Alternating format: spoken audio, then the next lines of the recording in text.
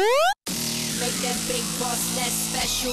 It ain't no game, but they saying welcome to the second level.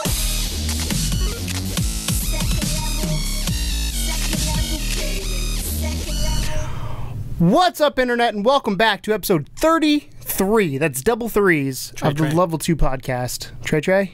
My name's Keegan. I'm on half Level 2 Gamers. This is Tom, the other half Level 2 Gamers. How you doing today, Tom? I'm good, man.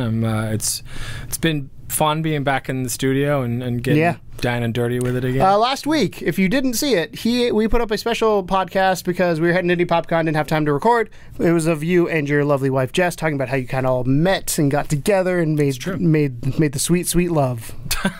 Well, I don't think we went that far, but yeah, that was so. We recorded that at the dead of the night. It was like, so we recorded an episode to cover for you because you were sick, I think, one week, and we recorded an episode, and then after that, she said, "Let's do more." It's like I looked at my watch and it was like 11:30 at night, and I'm like, "Really? Fine. You want to do another one?" And she's like, "Yeah, let's talk about us." So I was like, "All right." So we did it mostly just for us, honestly, just to have like a sort of a documentation of that story because we've had to tell it so many times. So we figured, we just throw up some cutesy pictures and I'm glad you didn't throw up. No, I didn't throw up. But it was that's the definitive edition because I forget large swaths of things that have happened in my life. Yeah. And she can fill the gaps on most of them. So that was the definitive edition of our story. Hope you liked it. Cool. But there you go. So without further ado, let's jump into Keegan's Corner. And the reason we put up that video last week is, like I said, we were getting prepared for Indy PopCon. We actually headed to Indy PopCon. We were back from Indy PopCon. As Tom said, we were back in the studio, aka his basement, as I said in the panel. So for my topic, we're just going to talk about our experiences Indy PopCon. There is a full vlog if you want to see all that. I feel like we should just go over the highlights here. Sure. So let's start with you. What was one of your favorite moments from Indy PopCon?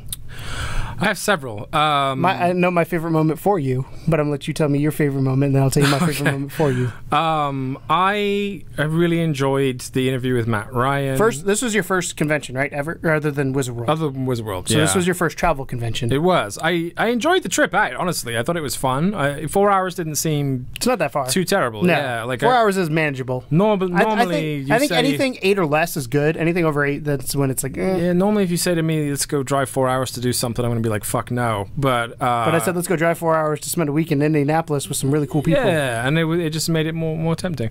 But the Matt Ryan interview was probably my favorite part just because I'm such a big Constantine fan, even if I did fuck up his origin.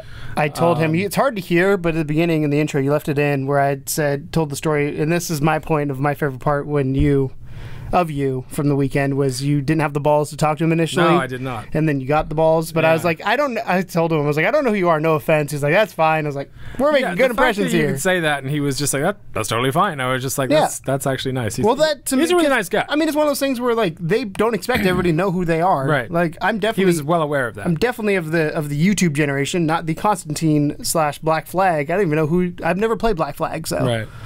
But yeah, I said to his face, I didn't know who he was. It was a fun moment for me. Aside from you were super nervous. I could tell. I was really nervous, just because, like, when I interviewed Michael Rooker, I was nervous for a different reason. I was nervous because Michael Rooker is a fucking scary dude, but I wasn't intimidated by him in the same sense of being like a fan, which is something. Which is weird because I never.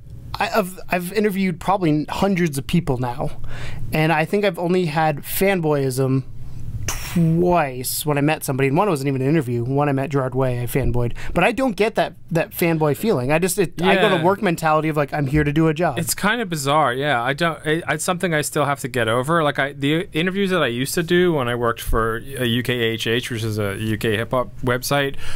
Those interviews are all email based. So it was never face to face. It was all text because it was for a website. Yeah. So they were all just like I'd email out some questions, I get some answers, I put some pretty pictures in, and we'd upload it. Yeah. But I don't do a lot of face-to-face. I don't like those as much because they're impersonal. True. I feel like you get better answers because people type more. Usually, when you're face to face with someone, they tend to talk less than they would type. But you can probe people. That's what you got to learn is how to probe. Yeah. To get not to get the answer you want. His favorite wing place. Yeah.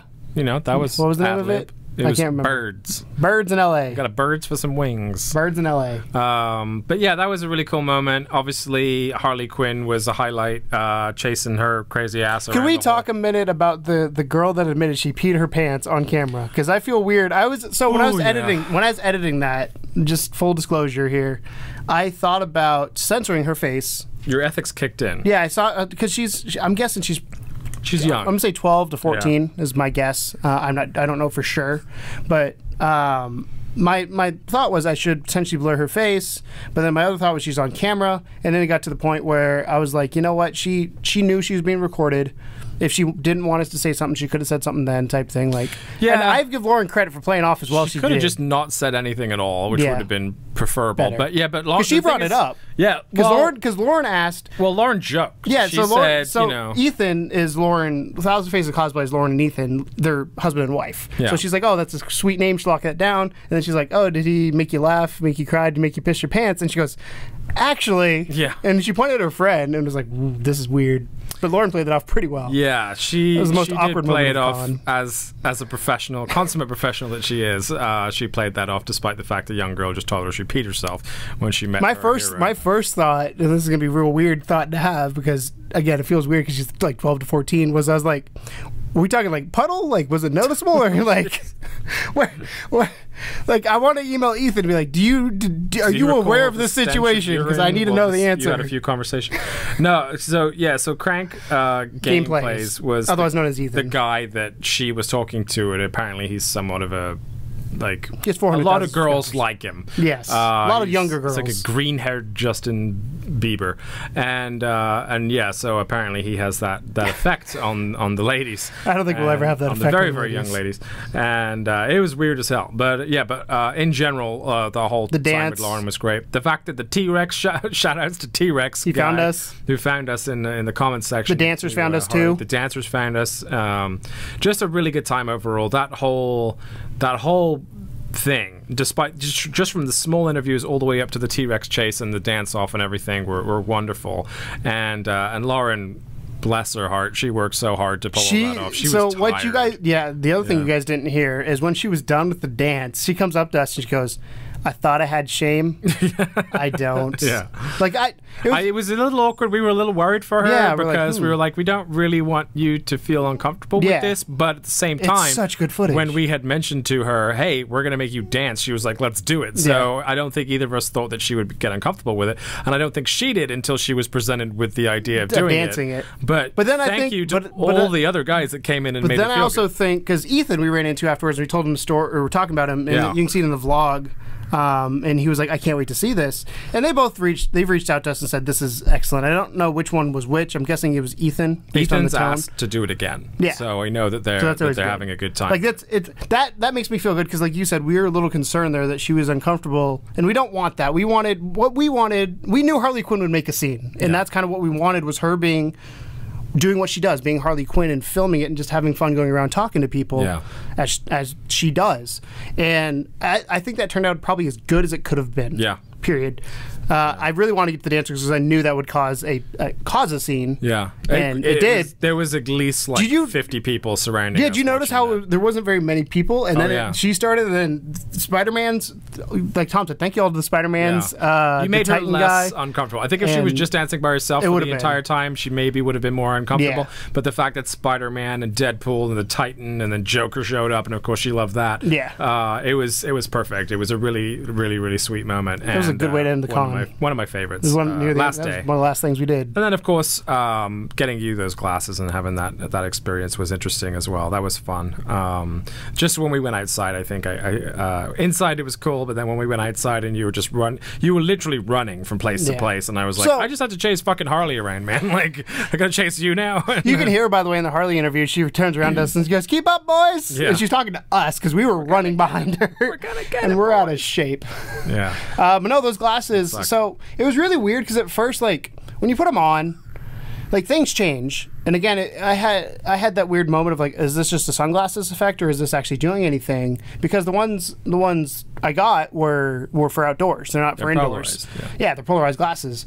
But when I went outside, you saw my reaction that actually we didn't film when I saw grass and there's orange after flowers. We stopped filming, we were on our way back to the hotel, and there was this sort of grassy area with orange flowers in it, and they had little bits of yellow on them as well. And you were still wearing your glasses at the time, and you were like, holy shit. And then like you were looking at the actual grass and noticing all the little like nuances with it in terms of the browns and stuff that were mixed in, and it was crazy. Probably a bigger moment then than it was actually in the video on cam, but it was really cool to see. And then the other night we were playing the golf game on Sunday, and you put them on for that. The grass is green. The grass is green. The grass is green with some brown. I feel like it's been my statement. Is the grass is green. Oh my god, it's green. Yes, it is. That was really cool. So massive thank outs, shout outs, and thank yous to Project Collar, which is Tigrado, Matt, and Drew, and everyone else that sort of compiled in there. I want to be part of this group now. I want to be added to this group. You have to ask Tigrado. Yeah, he's the Project owner, Color. I think. Yeah. So yeah, that's something that they were working on for a long time. So and the thing about that you didn't know. I had an idea that it was. Well, the thing about that you didn't know was that Tigrado had no idea how to do it. So he was like, do we just like give it to him during the con? Do we just go to the room and do it? Do we do it over dinner? Like, how do you want to do it? And I was just like, I don't know, I'll figure it out later. So like you're like, we'll wing it like we do with everything else. Yeah, exactly. That's the game plan. So later on, you were interviewing Craig, I believe, and I had to unicorn. So I bolted out of there. Poop. And then I had this idea while I was out there and dropping off some like art and stuff that dropping off art. It's actual art. It was actual art as well. So I had this idea that when I came back and you guys were going to be waiting, because we only had like an hour left for the floor, I was like, well, what if, since it's kind of bright and colorful and shit on the floor, that we just do it right now? We have no pressing footage to do. This might be fun. It's a good time to do it. It's the end of the con, and then we were all going out to like get drunk and play arcades later, so it seemed like a really good moment. So I texted him, I'm like, are you ready to go?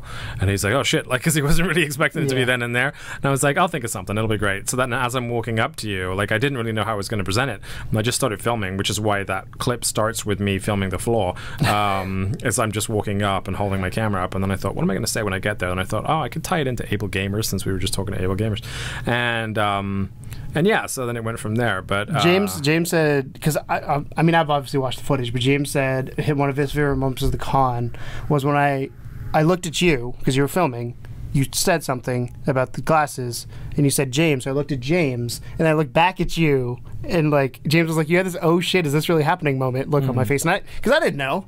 I mean, again, and you farted at me, which was great. I did. Yeah. You can see the waft. Yeah. If you watch that video back, that touching piano music that I put in there is kind of undercut by the fact that when I walk up to him, he farts, and then he wafts it in my direction. But ignoring that, it was a very touching moment. Yeah. But no, it was one of those moments where like, I had an idea, because James, I love you to death, James. Secrets aren't his forte sometimes. He gives quite a few hints.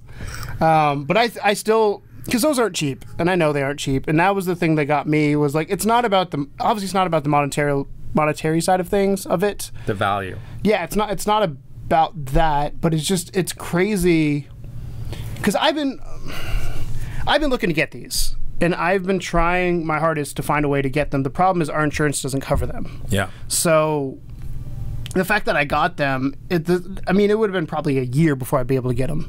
So I'm excited about that, to actually have them. I'm going to get contacts here shortly, so I might actually be losing these glasses. It'd be cool to record with sunglasses on, because the lights would be a lot dimmer. It'd be like Stevie Wonder. Can I wear them too? No. Just both be the two assholes in a basement with sunglasses. Shades. Yeah. We're in a studio. We're in a studio. They don't know we're in your basement. I mean, this my basement looks like an 8-bit studio. It's a fun fact. He actually painted a mural on the wall. Not really. That'd be cool. But no, I had some sort of inclination, because James said something was going to happen. Last year, he bought a game for me, so like that was my thought, was maybe he's going to get me something like that. He got me ketchup chips. That was good. They're amazing. They were pretty good. Yeah, I love ketchup chips. But no, that was probably like, in the video you can see the moment where it went from, I had the realization of like, holy shit, this is really cool, to like, this is mind-blowing, when I turn around and hug everybody. Like, that's the moment where I was just like, I can't believe this happened. It's like, because I'm excited to see. And then you called your mom, which is very sweet. I did. Because you do that a lot. Yeah, because I love my mom. Yeah. She loves me too. But after the panel, you called her too. I did, again, I'm a mama's boy. I grew up with my mom. I love her to death. Shout out to Sandy. Yeah. But no, so when I had the glasses on, it was me being excited of just seeing things. And I had that moment of like, this is happening, and it's happening because of these people around here, or around me. So that was crazy. The only part I disliked about the outside section, and this is, again, it's down to me and my documentary stylings, was that when we go out there and we go closer to that area where you started to really, really notice things, and you turned around to hug everyone, some asshole is playing the worst country song in the background. I'm just like, you're ruining my piano. This is such a touching moment. And there's this fucking country song kicking up in the background. I heard that. God damn this asshole. But I thought you were going to say it's when you asked me about the Indy PopCon car, and I was like, it's the same color. It's just darker. No, because that car was so bright I couldn't see it because of the sun reflecting off of it. No, it was great. So those, I'd say for me anyway, Matt Ryan, Harley, and the glasses were my favorite moments. But I think I enjoyed a lot of our time outside the con as well. The Mario Kart tournament was a blast. You met James and Matthew in person for the real time? Yeah, just meeting James and Matthew, aka Tegrado and Fedora, man, was wonderful. And getting to hang out with those guys for the whole weekend. We wish we could have hung out with them more, but I think we were tied down by the fact that our first day was just like smashed with this panel, and then press stuff. There was one moment, the Matt Ryan interview. So I was going to, there's an area called eBash place. It's like an esports zone. And they're going to have Ethan from Crank Gameplays, and we had him do a thing for our panel beforehand, and I just wanted to get some B-roll footage of him. I get a text from you, and what you didn't know is they stuffed me in this little corner. Like they're like, yeah, we'll let you go back here, so I was right on top of them, getting the shots down the line. You'll see it. It's in there. And you get a text from you. You're like, get over here now, Matt Ryan, or something like that. And I was like, I was excited. I was almost like, fuck. Well, and then I came to you. I was like, if you told me you had like 20 minutes, I could have gotten my shot and gotten out because I was. Well, you went back. You got the shot. Yes, but I was trapped. Yeah, like getting out of there was so inconvenient for a lot of people. Time. But I was talking to Matt Ryan, and I was talking about the potential for doing the interview, and he, like, after arguing a little bit with his publicist, he was like, yeah, I mean, I tell you what, I got to go on a break, but when I go on break, I come back, we can do it then if you want to. And I was like, fuck, because like every other person that was at that con was like, oh, I have to wait till after because contracts and all this kind of stuff. But he was just like, sure, whenever, no problem. and he even said, like, if you can't, if you're not here by the time we get back, we'll just any time later, just come and hit me up and we'll do it any time. You didn't tell me that part in the text. Well, yeah, because I wanted to make sure we got it, because I'm a professional, consummate professional is the word I was looking for. God, I'm falling all over words today. I don't know what's happening. I'm tired. Because you're super nervous. I'm not nervous now. No, you were then. He's not behind me. Insert giant picture of Matt Ryan just looking at you. But just like. But yeah, so it was a case of like, okay, this is probably one of the biggest names at the con. I didn't know what the fuck you were doing at the time, but I knew that you had the camera, and I was like, okay, so if this is going to happen, it's got to happen now. He's basically said, like, he's going to go on break, come back, we're going to have a window at that time to get whatever we want done. So we were fucking ready as well. When you came over, we had, like, everything set up, the shot was set up, the microphones were hanging there, and then it was just a case of, like, me trying to battle my fucking nerves to talk to the guy. Which, I find super weird, because to me that's, like, it's no big deal to interview Constantine was a dope show, man. It was a really good show. And Constantine is my favorite, like, I don't want to say superhero. He's not really a superhero, but he's one of my favorite comic book characters. I've always loved Constantine. And, like, the Keanu Reeves adaptation of it was so-so. But Matt Ryan was the perfect Constantine. He had the English accent. He had, like, the proper hair, the proper dress. The series was really good, and they fucking canceled it, which pissed me off. But he still shows up now and again in Arrow as John Constantine.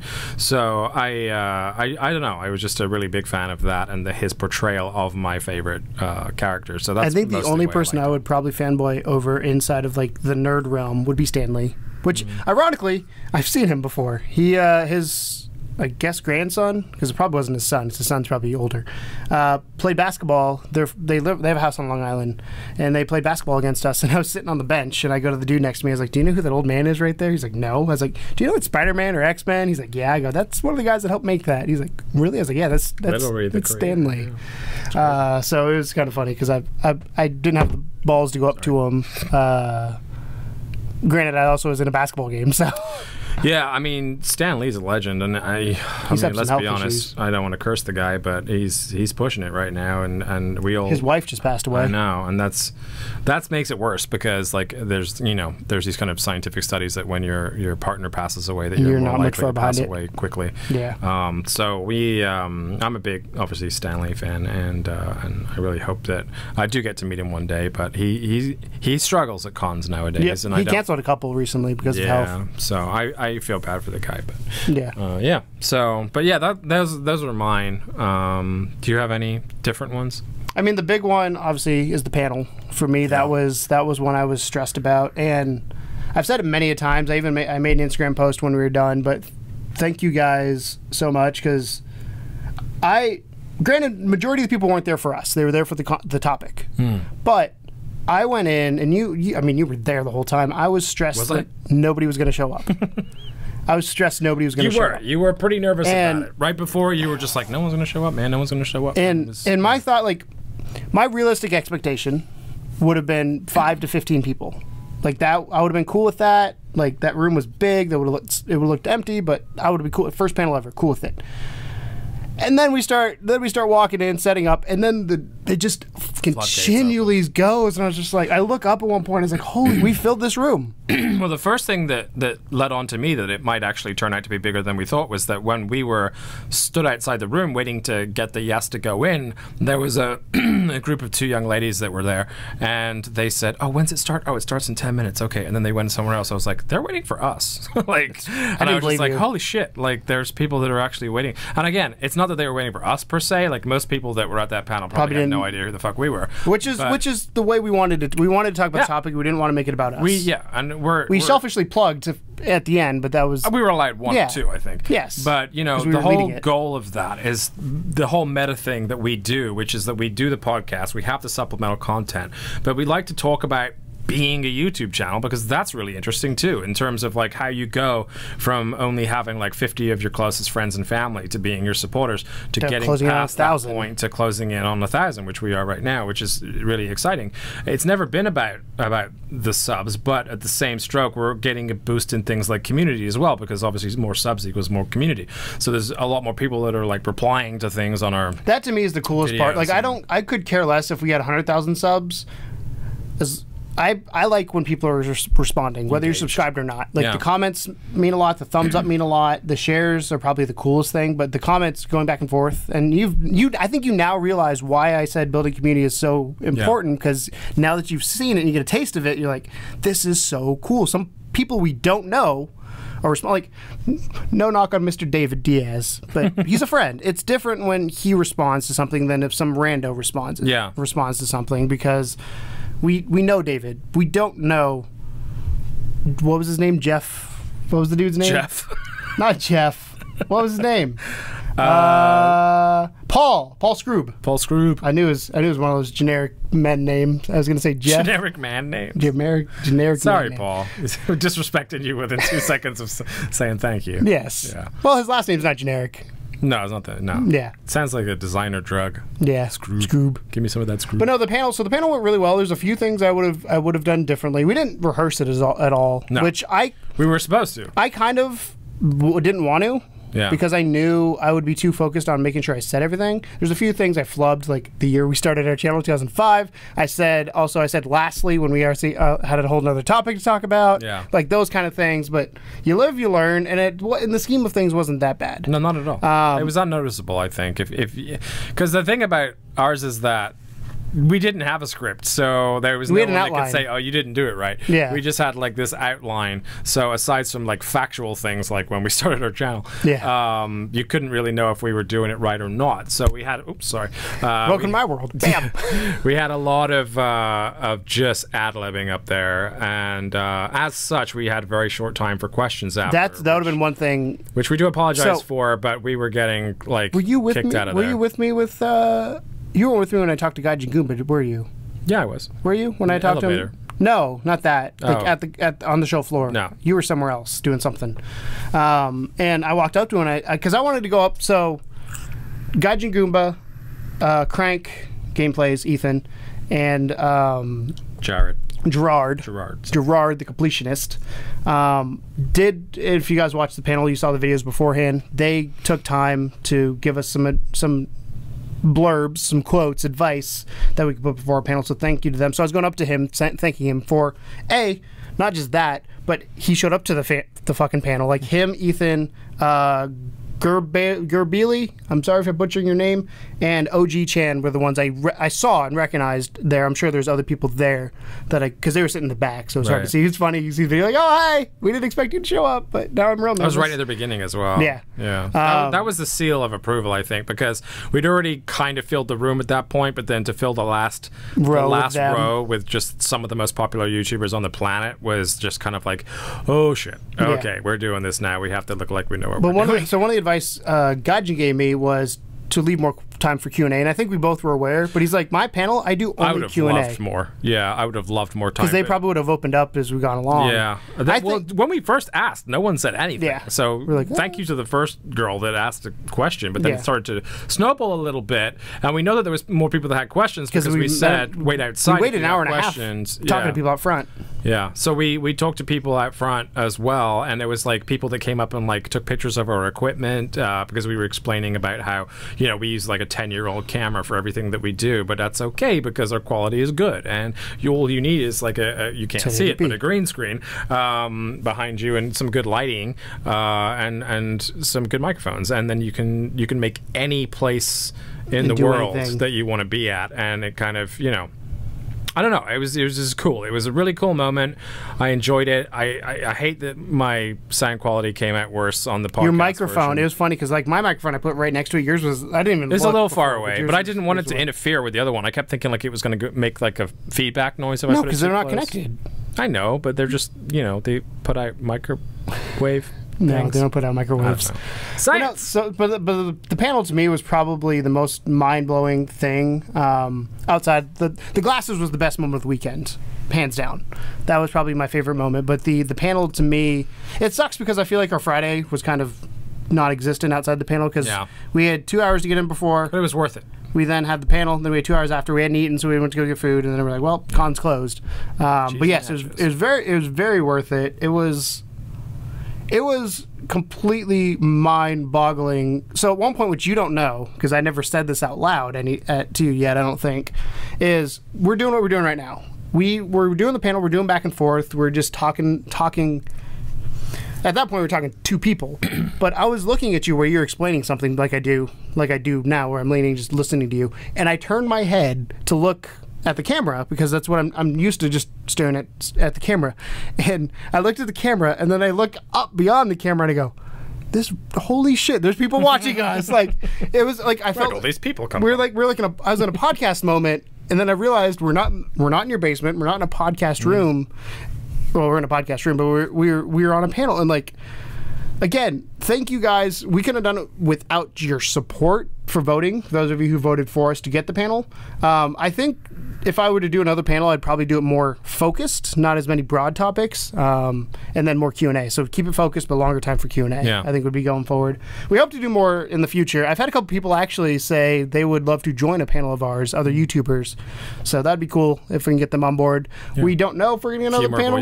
We'd love to get it. Well, I think we just have to keep applying, you know. You never know. That's the one thing we learned. If you don't ask, you won't get it. Yeah. That's probably next time I'll be more prepared. Here's the situation. After Indy PopCon, we came home and we took stock and we were like, okay, that was an incredible weekend. That was really good. We got great content. We got that panel out of the way. We had a good time, and it wasn't that far away. And we came to the decision that cons are something we really like doing, and not just because we get to buy a bunch of like artwork and stuff afterwards, but because we enjoy covering them. We enjoy covering them. We had probably some of the most exciting times were just talking to the devs about their games and stuff like that, and actually being able to record Elgato footage for that's gameplay footage for those who don't know. Video capture, to actually be able to record the game so that we could make those interviews a little bit more interesting. Stacks on stacks, Cosmos, No Mercy, great games. Slug Slasher, Cattails. Yeah, I think that's all of them. So we're going to try and make more of a conscious effort to make it out to like GDex, which is that Columbus, Ohio one, and also we have our own here in St. Louis, Pixel Pop, which we actually may be able to go to an entire day for. So I say we slam. We're approved press passes for them. The problem is we both work retail, and that is Missouri's tax holiday, which is fun. So we might get one whole day there, which will be cool because we're just going to go on a dev hunt, I think, if that happens. Yeah. But I think what we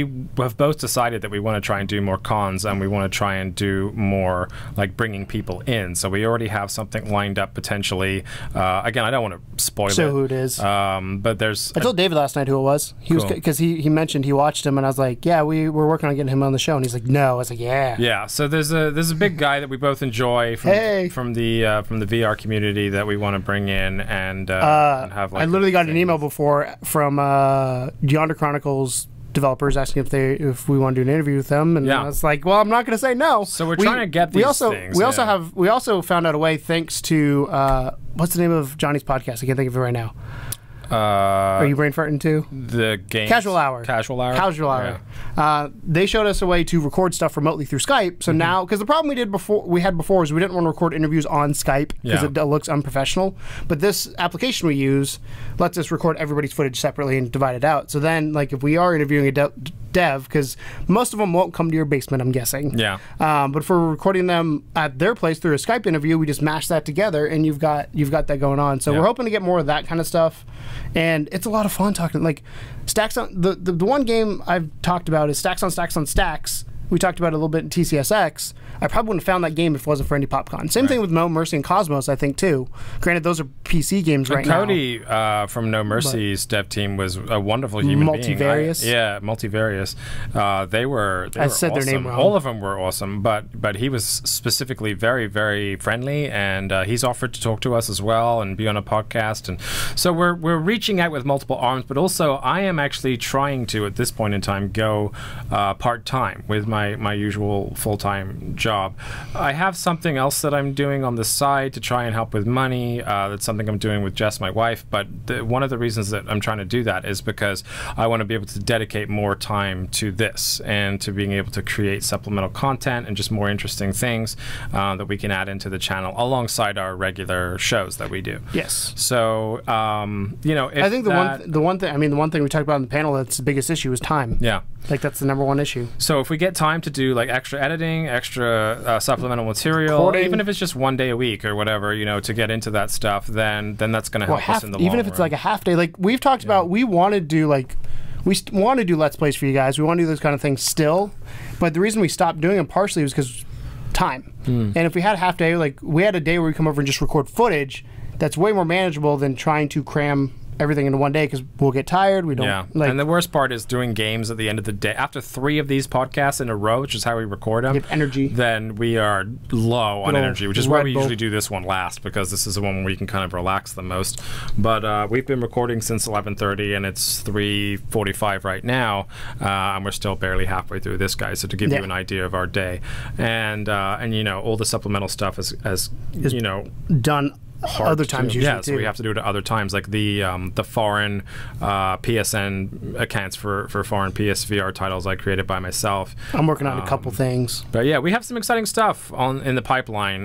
Different guests, different things. Hopefully, more time to dedicate, and hopefully more devs. We're doing it just to make the channel like. I think it's interesting because I feel like we've gotten to the point, because one of the things we talked about in the panel was finding your voice.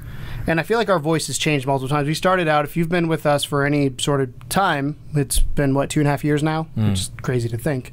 By the way, it's been 2 years since we signed with Fullscreen. I got an email. I looked at the contract, and we're 2 more years on board with them. Fun behind-the-scenes stuff here. Fullscreen's our MC, and they let us get spreadshirts, music, that kind of stuff. But one of the things that I completely lost my train of thought was I was going to say something about... reaching out to people. One of the things finding our voice. One of the things we've done is we started out as Let's Plays. We then had Jordan come on board, and he injected the longer form, the Bytes, as we used to call them, where we play a game for 30, 40 minutes. We're like, this is good, but we're not very good at games, and it doesn't work out very well. Jordan left because he had something else come up, so he was doing that for work, way more important than what we were doing.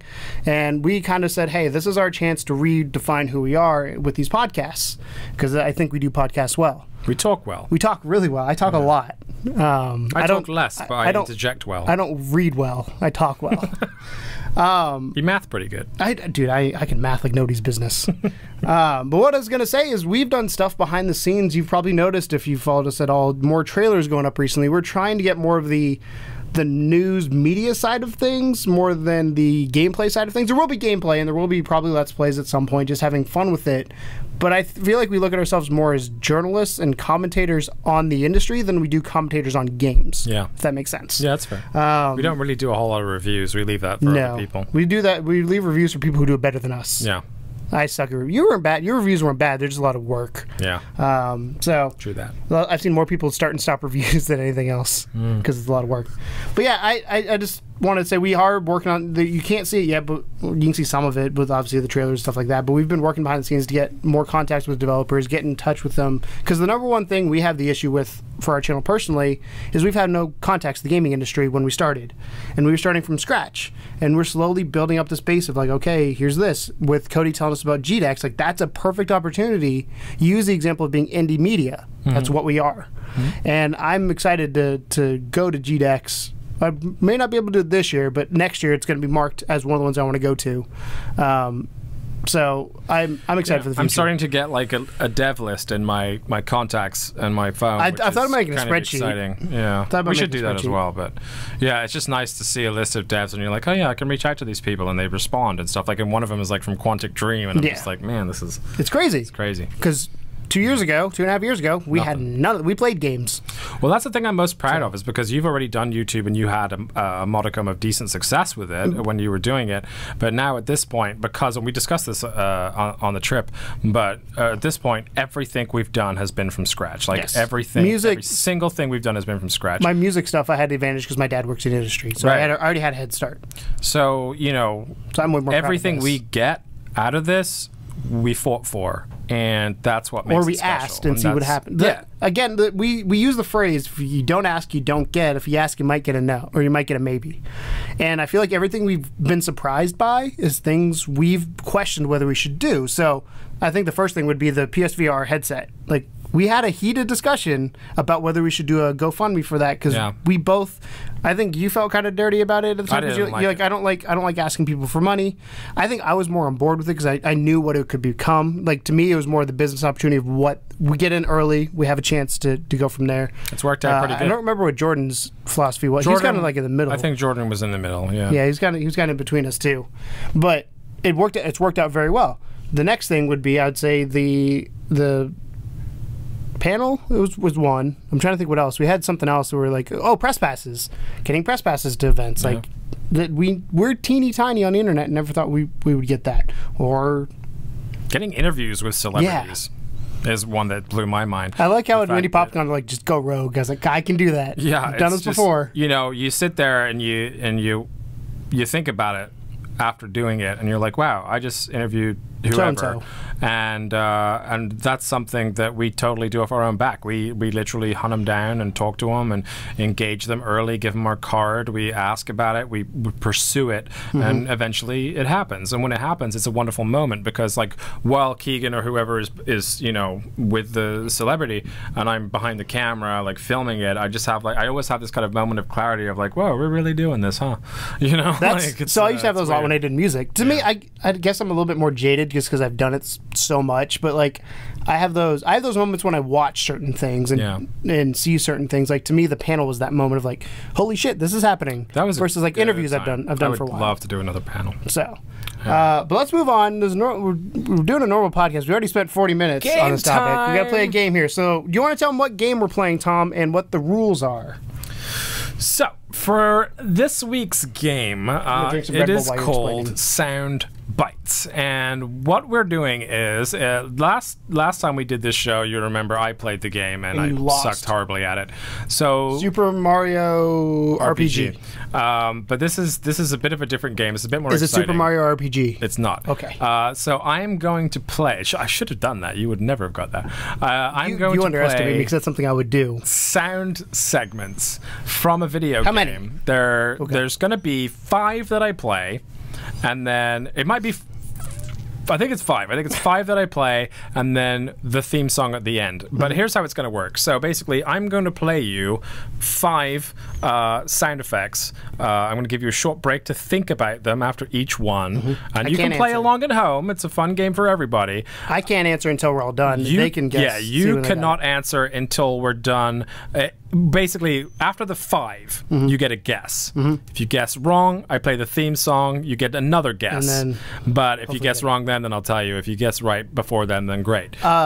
Question. Yeah. If it's part of a series, do I have to get the specific game? So, like, I can't be like... Obviously, Mario is a big one, but, like, it's Mario 2 versus Mario 3. I mean... I feel bad about doing that, but I think for fun's sake, yes. Okay.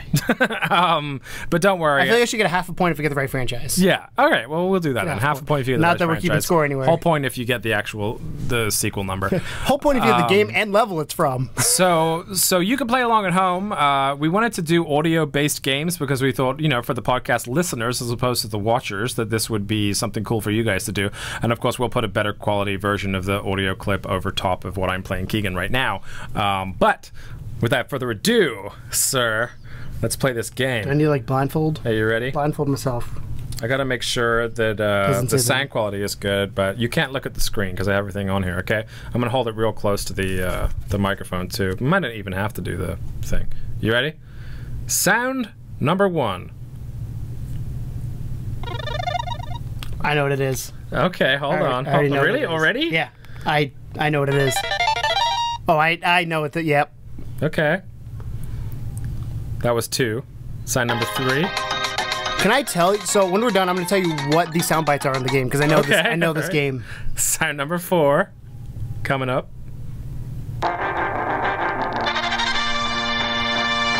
Confident right off the bat. Dude, I know this. You picked a game that I played a lot of. Sound number 5. Bow. Okay. So, once more for prosperity. Sound number 1. Sound number 2. Sound number 3. Do I get bonus points if I tell you what the sound's from? Yeah. Cool. Sound number 4.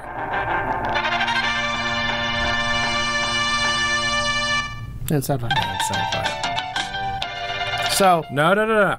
First of all, let's give the audience chance to guess it. So before Keegan tells you... If you don't get it right, I'm going to be sad about it. Before Keegan tells you what the game is, you go ahead and have a guess yourself as to what you think that is. If you need to rewind it and listen to the sounds, feel free. That should be enough time for you to do that. And then, do you want to hear the last one I had before you answer? No, because we're going to save that. All right, go ahead. Afterwards. So, it's from the Donkey Kong Country series. I'm going to say Donkey Kong Country 1. Just because of the death noise. Okay. Am I correct? Let's find out. Cranky Kong! So here's your full theme song. And this is, of course, the theme song to Donkey Kong Country. Wait for it. Wait for it.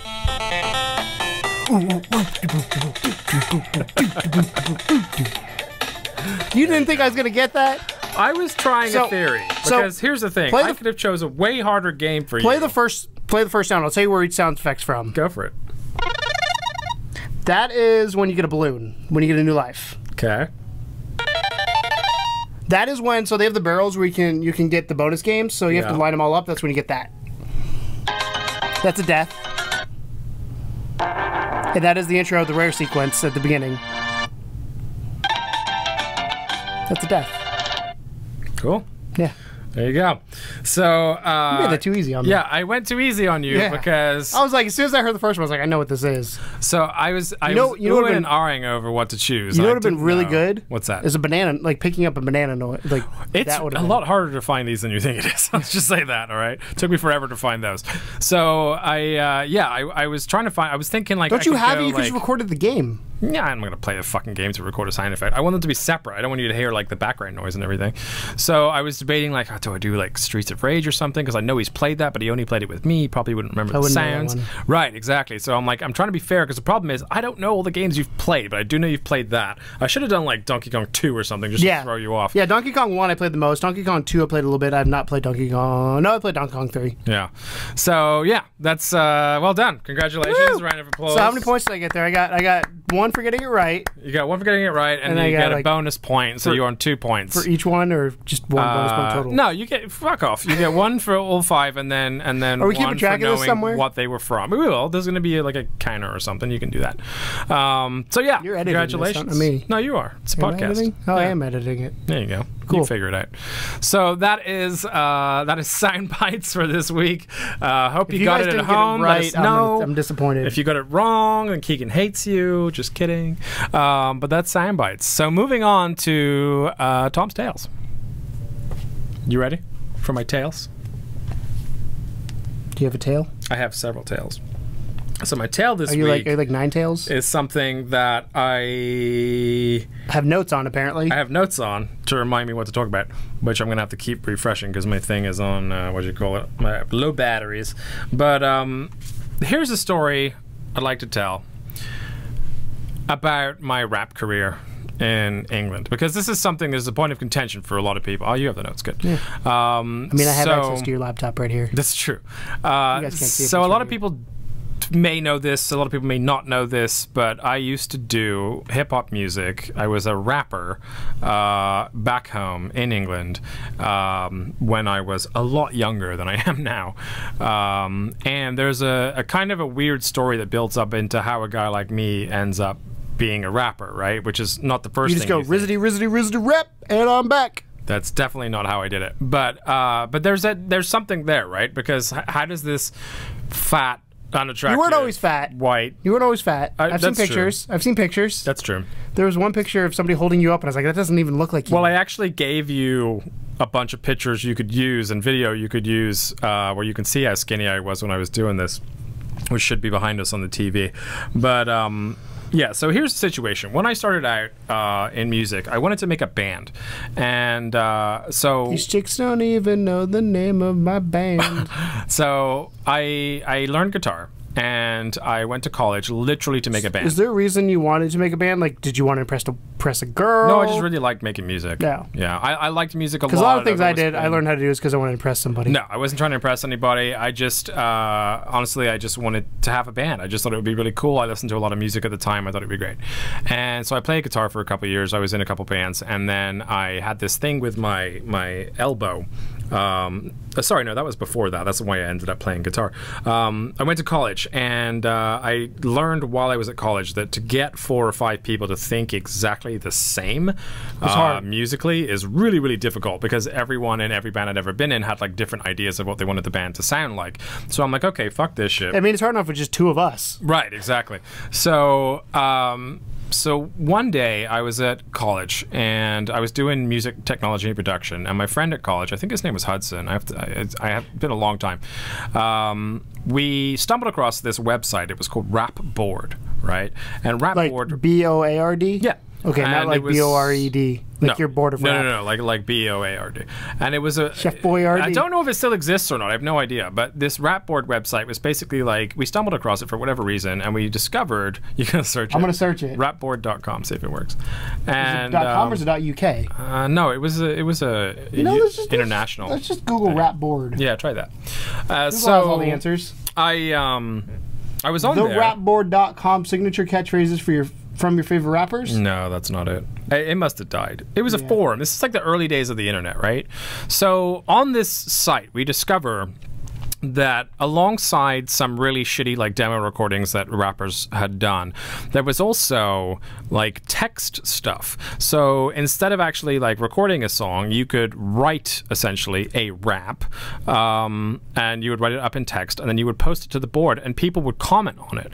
They would say, oh, you know, I like this, I like that, this is sick. You would have actual text battles as well. So you would, for fun, usually, we'd have tournaments and stuff where you could just like, they'd say, okay, it's you versus you. You have to write a rhyme slagging this guy off. You have to write a rhyme slagging this guy off. We wouldn't even record him. Just write like a 16 and just throw it up and be like, here's my thing. So you have to contend with people trying to understand the flow that you have with it, and also the fact that there's no music or vocals or anything to go behind it.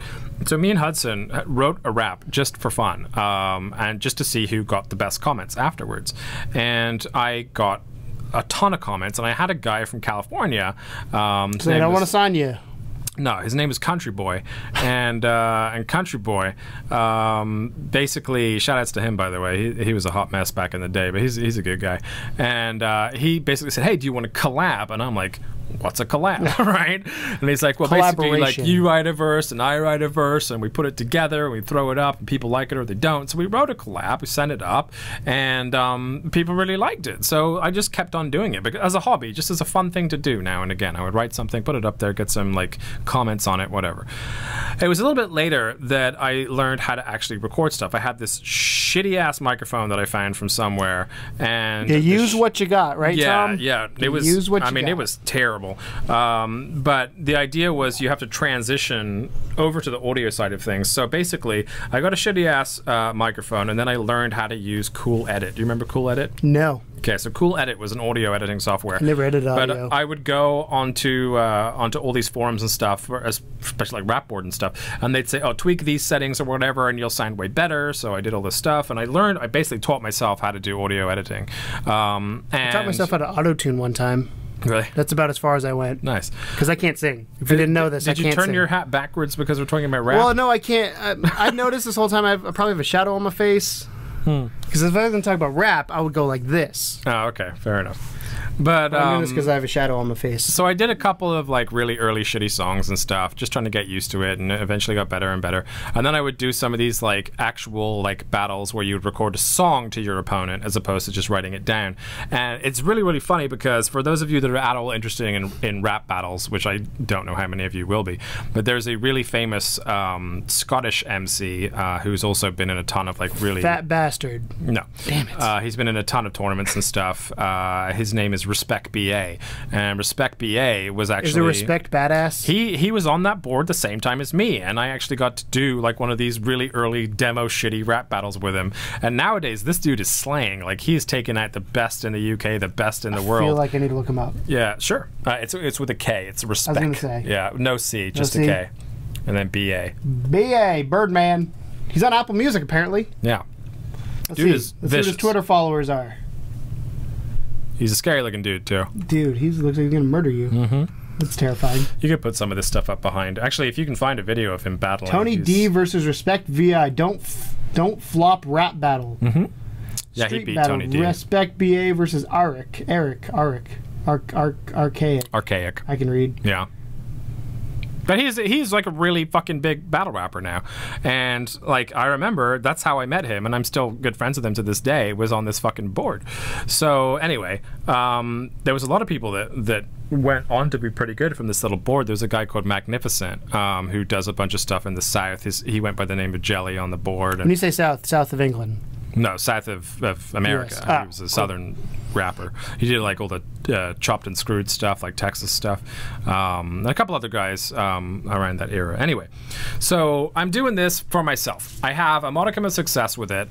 So much so that I wrote a song, which was the song that kind of, I guess, put me in the mouths of a few people. There was one that it was Soundboard or something. There was a website that was like Soundboard showed up when I googled earlier. Yeah, Soundboard I think was this thing. Like, it was like SoundCloud before SoundCloud. Kind of. It was like a ranking system or whatever. And so this song that I wrote was called Cage Around the Sun. And Cage Around the Sun did particularly well on this soundboard or whatever. Yeah, popular soundboards. And so much so that like it got really, really high up in the rankings, like in the top 100 songs on there. And then a couple months later, I stumbled upon a song called Cage Around the Sun. Some other fucking dude, an American dude, by the way, had literally taken all of my lyrics and the beat and recreated the song.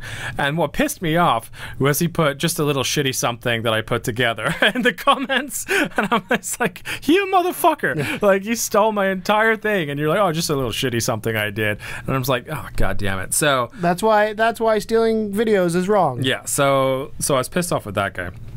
So anyway, a bit later on, like I have like one EP or something under my belt, and then my friends back home learned of my my hobby, if you will. And one day we're really bored. We're all just smoking up in my room, and they're like, I played him something. I think it was Cage Around the Sun, actually, that I played him. They're like, dude, this is pretty good. Like, they're like, how do you do it? And I was like, how do you do what? They went, rap. I was like, okay, this is going to be a conversation. Put words together. So I sat with them, and I kind of taught them the basics of like multisyllabic rhyming, and kind of like went through the whole thing with them, like about how I form sentences. It's not just yeah. It's definitely not that. My name is Keegan and I'm here to If you've ever rap. listened to my stuff, you know it's not just that at all. I have it on the computer at work, and people are always blown away, or not blown away, but they're always surprised. Yeah. When they're like, "That's Tom." I was like, "Yeah." And then you dropped an F. You or somebody else dropped an F-bomb, and I was like, "I probably should turn this down." I cuss quite a lot. Yeah. I still do.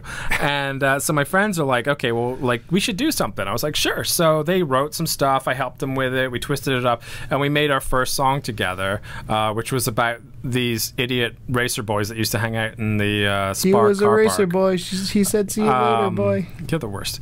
And so I'm trying to tell you my life story here. I am. I'm trying to make it interesting. Fair enough. Wait till you hear my life story. It's real boring. So we start doing this stuff together, and we do as a group called Blessed Be, and then we do live shows. So it was a Christian rap group? No, it was. Is that where? That's where your email came from then? Yeah. Okay, that makes more sense. Blessed Be _UK. Now you're gonna get a bunch of the label that we put stuff out under was called BUK or Buck Records. And, is that like Trip Buck? Yeah, that's where he got it from. Yeah. Cool. But he makes, by the way, Trip Buck makes our Trip Buck music. is the guy that is rapping on our intro music, and he still makes music. Him and the other guy is called Kamos, Kamos. So they make music still. These are the two guys that I started with. They moved away from rap when I came to America, and they started doing this kind of, I don't know, it's like dubsteppy, drum steppy stuff that has lyrics electronic over it. Based. Yeah, it's real bass heavy, but they go under the name of Kamos and Trip Buck. They just recently released a short video that was also an EP, which was fucking great. I say short video, I mean short movie. And so yeah, Trip Buck, that's TRIPBUK, and Kamos, link down in the description for him. KMOS. Yeah, the link is in the description for Trip. But yeah, so we started doing stuff together. We got like 180 people at our local venue in the area we were in. We went to Derby to record with a friend of mine out there. It was Blood and Jones. Did you make it Abbey Road? I didn't. They did. Yeah, they really? did. When I left, they recorded at Maida Vale. Yeah, so because they were on. That's the only English recording studio. Yeah, they were for obvious reasons. BBC Introducing latched onto their stuff, and they got invited to go out to Maida Vale and Abbey Road and record there. That's crazy. So that was really, really cool. So we did like Worcester. We did some shows. We did some in Derby. We did some in Leominster. We did some in Hereford. And it was so we also I became friends with a kind of two semi like underground, semi famous U.S. rappers called Dose Noun and Iron the Mic King. And Dose Noun was a renowned battle rapper. He went up against Mac Lethal. He may have heard of. These names are weird. I know. Mac Lethal's like super famous right now. He did that one like super fucking fast song that just went on forever. It was on like the Ellen Show or something.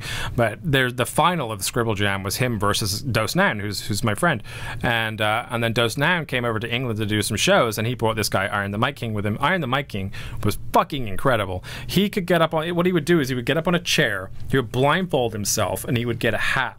And he would put the hat out to the audience, and everyone would put like one item in the hat, and he would blindfoldedly freestyle about the items in the hat. He would pick them out, feel them around, bring him into the rhyme, show him when he said it, and then he would like grab the next thing and show it, and then like throw it. And he was cheating. He actually had holes in the blindfold. Dude, no, he was fucking insane. Like he was just that good. So Iron the Mic King and Dose Noun, shout outs to those guys if they at all listen to this.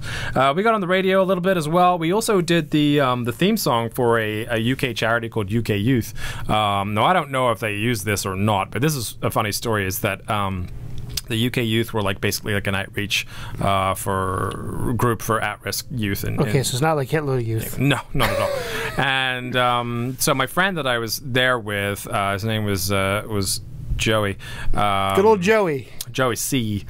Good old Joey C. It was not the same Joey C from Kid Rock, different Joey C. Good old Joey C, not from Kid Rock. Yeah.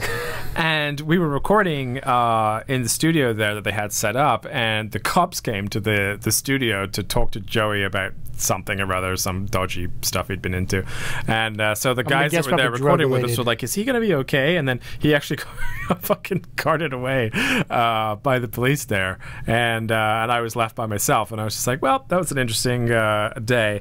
Somewhere there was a really embarrassing record out there that we made that day. But he did finish his parts, which was good. So on top of that, I got into Radio 1 Extra a couple times with some of the songs that I did. I got interviewed a little bit by Mr. Jam and some of the guys there. Mr. Jam? Mr. Jam is his name, yeah. Mr. Jam, like M-I-S-T-A. That's like, what's the dude, the Talking Head dude? Not Talking Heads, but like... David Byrne? No, Max Headroom. Oh, yeah. But yeah, so we were doing okay. Like, we were touring a little bit. Tom was famous. He had a gold record. I don't Double have Diamond. That. We had some decent releases, and then of course I had to move to America. You didn't have to. Well, I wanted to, this thing called a wife. Well, yeah, not wife at the time. Not wife at the time. Eventually going to be wife. But I wanted to get out of the rut that I was in, and I knew that it would be a sacrifice to what I was trying to do with the music world. But at the same time, I thought, you know what, I can always record and like send them the verse, over the internet or whatever. And Power of the internet. Power of the internet. Yeah. That's crazy. So we never did do that, mostly because they took a big break and then they came back and hit it hard. But I made one song in America, which is a song called The Other C Word, which is actually, I had this weird, like, really dark thought in my head one day about what would happen if I got cancer and how would I react. And this was kind of the song that I made to that. And it was just about, like, what if I learned I got stage 4 cancer? What would I do? And there's some good samples in there from like Breaking Bad and stuff, but that song is probably the proudest achievement of a song that I've put together since then. I did write another song that I never recorded because it was about blowing up Trump Tower, and at the time he wasn't the president, and now he is, so I don't think I can say that. So but I did NSA is going to be at your door now. I sent it to you as part of the bundle, so me recording like some of it, or testing the recording, like of me. I did like a mini kind of documentary of me writing it and like doing it, so you have that footage, so if you want to listen to it, you can. So what you're saying is just hand it over to the government now. Definitely don't do that. I will be in trouble. So yeah, so if you get some random dudes in black suits, the Men in Black show up, you know what happened. So this went on for a matter of years. So I started in '99 and I moved to America in 2008. So from that entire period, almost 10 years, I was doing this, and we were writing. We had a ton of records. We did all this stuff, and then when I moved over here, I did that one song, and I was done. And do you miss it ever? Huh? Do you miss it? Yeah, I do.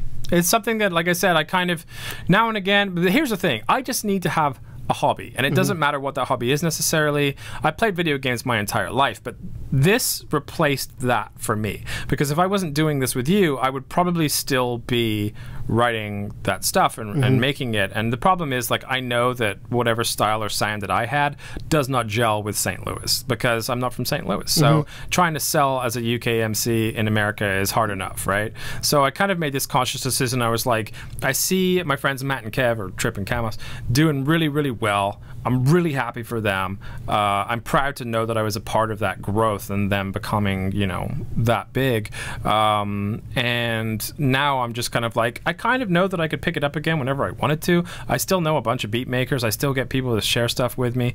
But I'm just kind of like at a point where I'm comfortable that I'm not doing it. But occasionally I have something to say. And that was the way that I used to get out any of my thoughts and opinions. Like if I had a bad day, that would be, I would write a song. You know what I mean? So here, if we ever get to the point where we're big enough that we fill an amphitheater and we have like a level 2 event where you can come see us, I would totally rap for you. You will have a rap intro. I will do. You will do, like, the first segment will be you rapping for like, I don't know how long, like 20 minutes, 30 minutes. I don't know how long you want to say. That's a long time I don't know how long, to do that. But yeah. I'm thinking rock band sets. It's like 6 songs. Yeah. So that would be great. I'd very much enjoy that. It'd be fun if we could fly over the guys as well to be my back. Oh, if level 2 becomes successful enough to do that, we will make that happen. Okay. He could do the intro live.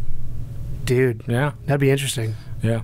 So he's actually working on some other stuff for us as well, I think, at some point. But he's been pretty busy lately. So There's probably more to the story than that. Honestly, there's been a lot of weird shit that happened throughout the years involving that. But that's the outline of it. That's how I went from being a guy that wanted to be in a band to a guy that wrote rhymes to a guy that recorded rhymes to a guy that partnered up with a group of people to then moving here and kind of letting it all fall down and do this instead. So a lot of people have asked me about it. So that's the full story pretty much of how that happened and how I ended up being a rapper.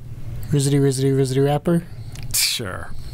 I'll let you get away with it once. You got to rizzity rap with me, Tom. I'm not going to rizzity rap with you, but I appreciate the effort.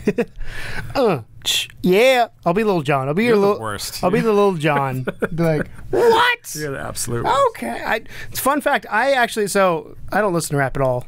Surprise. I mean, that's not true. I listen to some rap. Like, Eminem, like most white kids, fell in love with that dude because you relate to him more than you do potentially somebody living in the hood. I grew up. Eminem lived in the hood, just so you know. Eminem lived in the hood. Just yes, so you know. But I feel like it's a different. What he does with some shady persona is different than talking about the sex, the guns. Like, he doesn't talk about that. He talks about his personal definitely problems. more like comedy horror than like. And then now his stuff is like relatable. He's like, I was listening on the way here. I listened to Not Afraid. And he was talking about how he's going to be a dad instead of doing all this other shit. Yeah. And he was like... If you ever heard the early Eminem's, like the first album, Infinite, it's incredible, but that's all multisyllabic stuff. It's like him basically showing off, like, and he had this really good song called Biterphobia, which was like this weird nightmare song about like worrying about people biting him. But oh my god, the fucking lyrics to that song, he was so insane. It's I can't remember off the top of my head, but I swear to God, you should listen. If you go now to YouTube or whatever, well, after we're done, and then and search Biterphobia by Eminem, and you're like, holy shit, like this guy was fucking monstrous. Yeah. But yeah, like it's I actually grew up on a different type of hip hop. I grew up on the Minnesotan hip hop, which was, I know it sounds weird, but I feel like Minnesota would not have that large of a hip hop community. You'd be amazed. They have one of the largest hip hop communities in America. Snow and Farmer. Right. I don't know what you just said. So Minnesota is home to the Rhymesayers crew, and the Rhymesayers crew is like Atmosphere and Blueprint and Brother Ali and Idea before he passed away, R.I.P. Idea. But that picture that I showed you of you said the guy picking me up, he's from Atmosphere. His name is Slug, and the other guy's called Ant. I don't know why they have bug names, but because you know what it was? They're like, "What's a good name?" And they're looking around. There's an ant. There's a slug. Got it. But I have a feeling they might have been on some recreational drugs. The first time I ever heard Atmosphere, I know nothing about them. Was I downloaded the Lucy Ford EP from Audio Galaxy. Do you remember that? No, I don't remember. I was pre-Napster. I was saying MediaFire and Napster. It was pre-MediaFire, pre-Napster. It was Audio Galaxy. Just the website you go to, you search the name, you find it, whatever. And I accidentally downloaded this album because I literally had just gotten a computer. First computer I ever got. First night I sat down and went to this place. You didn't look at porn, you looked at music? I looked at music. And I downloaded this album and it fucking blew me away. And it's still to this day, Lucy Ford LP is one of my favorite records of all time.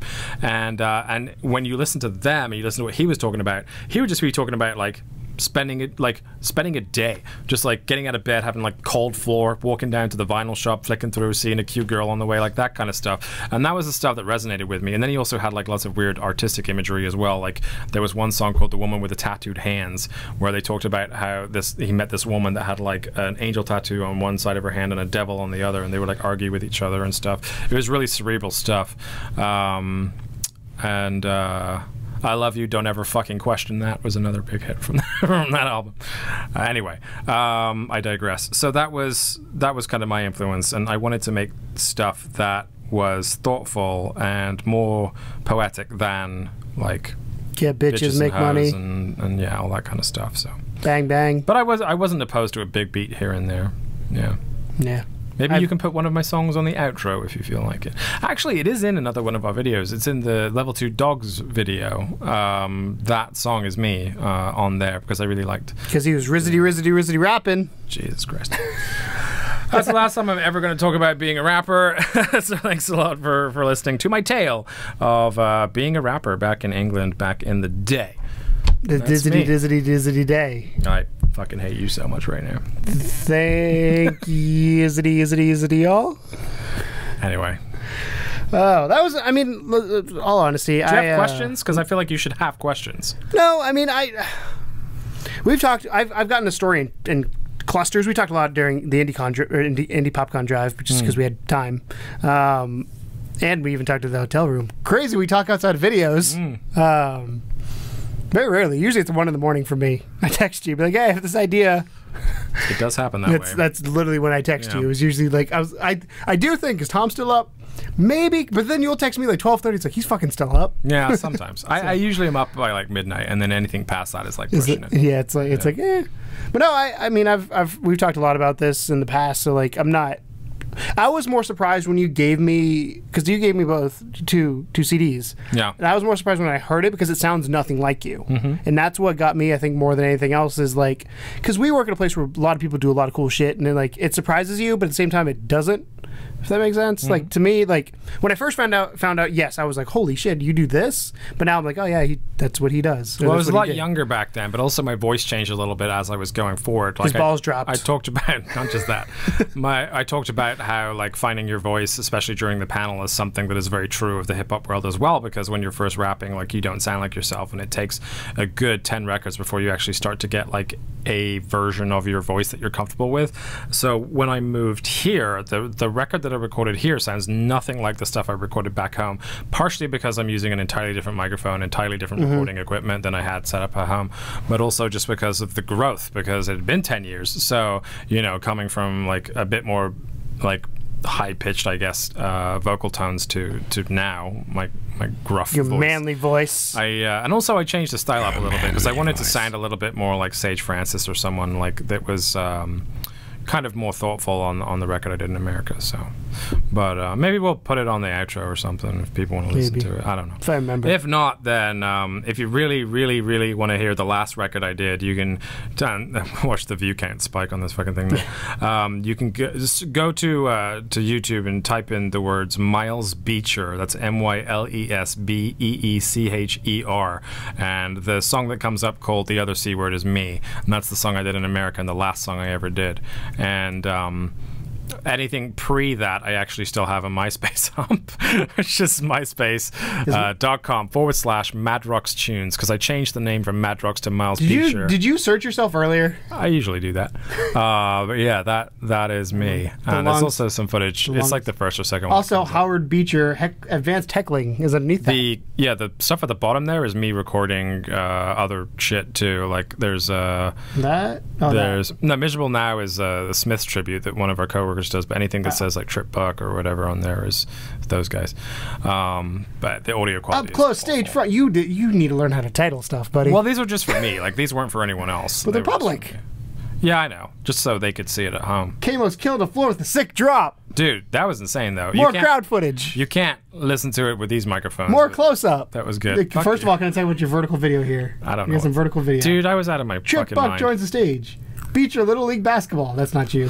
That is not me. Trip Buck and Camus practicing is good. That's I was in Camus's bedroom for that, and they were like practicing for that night. This is 10 years ago. Yeah, that's the one that you have a copy of in Look the folder. up Mad Rocks, change that featuring KJ. That was 10 years ago. That was Camus's old name was KJ. He changed it 10 years ago. I'm gonna watch this. You're gonna watch it right now. I'm not gonna load it. No, I'm not gonna load it. I'm gonna keep it in the tab so it doesn't load. But as soon as I click it, it'll load. Okay. But I want to see what you look like 10 years ago. Anyway, that's my story, and that's our podcast, I believe. So, sorry we waffled a bit at the end there, but thanks a lot for listening in or watching, however it is that you're consuming the material. Hopefully you got some fun stuff in there. Hopefully you guessed the game too in the center period there. But we want to thank everyone for all of the support that we got for Indy PopCon, for the panel. We love you guys. We know that this podcast doesn't do as well as the other ones because we're just warbling about ourselves mostly, but we like to think that if you watch enough of the other stuff, then you might care enough to want to know about this type of shit. So we make this podcast anyway. This is mostly for us, but if you enjoy it, then cool. Any last words? You need to rizzity wrap us out, Tom. Thanks a lot for watching, guys, and as always, Wizzity, welcome to the second level. Bye. It ain't no game, but they saying welcome to the second level.